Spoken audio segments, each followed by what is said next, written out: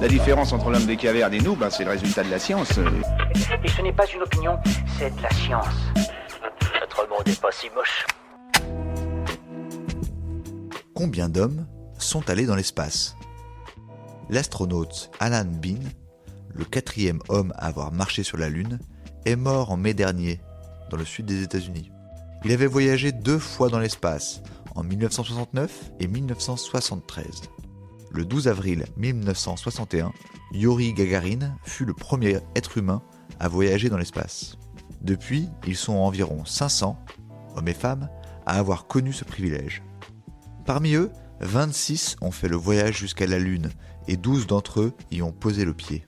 Néanmoins, sous l'impulsion des milliardaires, Tim Allen et Richard Branson, mais surtout d'Elon Musk, le PDG de SpaceX, le tourisme spatial pourrait se développer dans les décennies à venir. Super, j'adore. Alors écoute-moi bien, je vais essayer d'être clair avec toi. Ouais, génial. Combien d'odeurs différentes perçoit-on? Environ 10 000 odeurs selon les neurophysiologistes. Pourtant, la muqueuse nasale humaine ne dispose que de 350 types de récepteurs. Il n'y a donc pas de correspondance directe entre le nombre de capteurs et le nombre de stimuli olfactifs que l'on peut distinguer. En effet, chaque molécule odorante ne possède pas un récepteur spécifique. Non seulement chacun d'entre eux détecte plusieurs espèces chimiques différentes, mais une même molécule peut aussi activer plusieurs types de récepteurs. Chaque molécule est ainsi identifiée par la combinaison spécifique de récepteurs qu'elle active. Mais ce n'est pas tout.